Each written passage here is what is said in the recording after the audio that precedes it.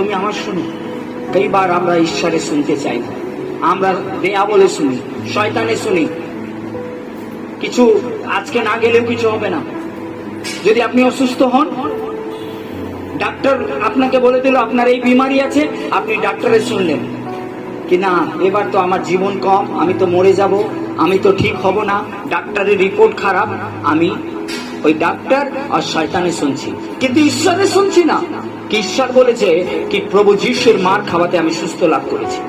ঘর ভেঙে গিয়েছে, সবকিছু এদিকে ওদিকে হয়ে গেছে, তারপরে আমরা শয়তানে শুনছি কি আর কোনোদিন ঠিক হবে না। কিন্তু বাইবেল বলছে, প্রভু যিশুর বাক্য বলো, ধন্য তারা যারা মেল করে। আর সব থেকে বড় ধন্য ওই ঈশ্বর যে মেল মোহব্বতে ঈশ্বর, যে মেল করাতে পারে, ক্ষমতা রাখতে পারে, তোমাকে আশীর্বাদ দেয়। Amen, hallelujah. একটা পরিবার, আমি বলছি সবকিছু ক্ষমা করে ওদের ঠিক করে নাও। আমাকে বলছে দুই পরিবার বলছে, দাদা আর কোনোদিন ঠিক হবে না, আর কোনোদিন মানা যাবে না। আমি বলছি ঈশ্বরকে একটা সুযোগ দিয়ে দেখো, নিজের জীবনে ডেকে দেখো।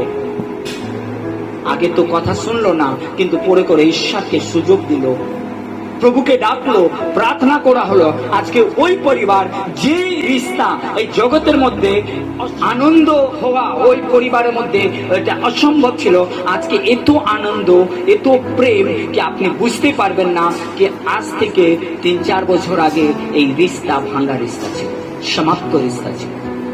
হালেলুয়া। আমরা কি করি, সংসারে শুনি আর তারপরে আমরা মাইন্ড সংসারের দিকে করি। সেই জন্য বলছে, হে মেরে পুত্র, খুব সুন্দর, ধমকি দেয় না, তোমাকে শুনতেই হবে, শুন, এইভাবে না, বলছে হে আমার পুত্র, হে আমার ছেলে, হে আমার মেয়ে, তুমি আমার শুনো। যখন আপনি প্রভুর বাক্যকে ধ্যান দিয়ে শুনেন কি প্রভু কি বলছে, প্রভু বলছে ক্ষমা করে দাও, মেল মিলাপ করে নাও। আজকে প্রভুর কাছে যাই, কিছু সময় কাজ বন্ধ থাকুক বা তুমি কাজ করো, আমি প্রভুর কাছে যাই, ঈশ্বরকে প্রথম স্থান দিয়ে আসি। যখন আপনি প্রভু কথাকে শুনেন তো আপনি বিশ্বাসে মজবুত হয়ে যান। যখন আপনি সমস্যাতে বিপদে থাকেন আর ডাক্তার বলে তোমার এই বিমারি হয়েছে, তখন ওই সময় আপনি যে প্রভুর বাক্য শুনেছেন, ওই বাক্য আপনার জীবনে কথা বলে আর বলে, তুমি ভয় করো না, আমি তোমার সঙ্গে আছি।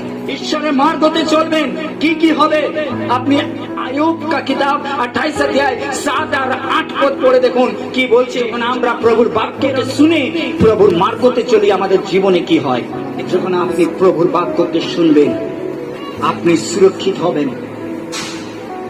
আপনি যে মার্গতে চলছেন, ওই মার্গের মধ্যে কোন হিংস্র পশু জানবার যে আপনার প্রপার্টিকে, আপনার শরীরকে, আপনার পরিবারকে বা আপনার পরিবারে কোনো সদস্যকে সুসাইড করার জন্য বা কোনো ঘাত করার জন্য বা অসুস্থ বা কোনো দুর্ঘটনা বা কোনো অ্যাক্সিডেন্ট করার জন্য ও দাঁড়াতে পারবে না।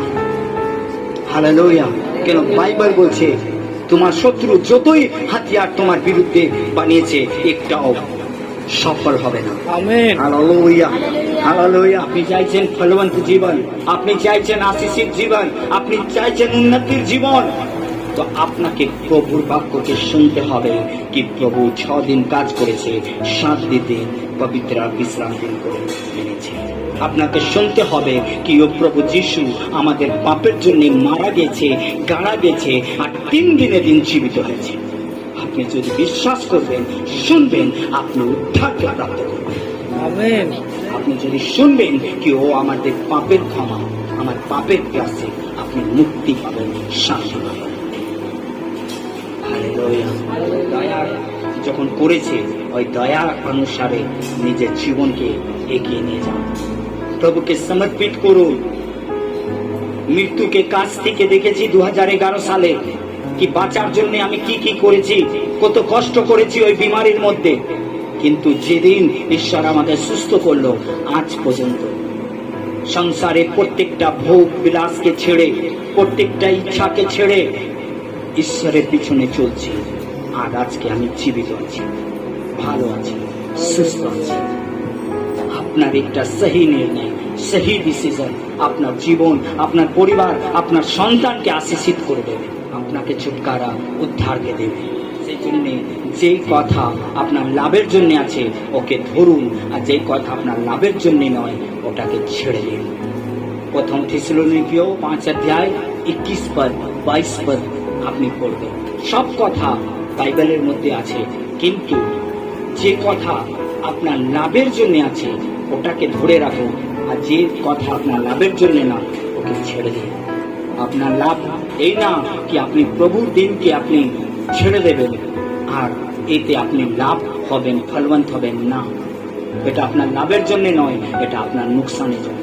কিন্তু আপনি প্রভুর দিনকে প্রথম স্থান দেবেন, প্রভুকে মহিমা করবেন, এতে আপনার লাভের জন্য হবে, আপনার উন্নতির জন্য হবে, আপনার সুরক্ষার জন্য হবে, আপনাকে সুস্থতার জন্য হবে, আপনাকে বাড়ার জন্য হবে। হালেলুয়া। সব থেকে উত্তম দিন ঈশ্বরকে আপনি যদি উত্তম দেবেন আপনার জীবন, তো প্রভুও আপনাকে উত্তম দেবে।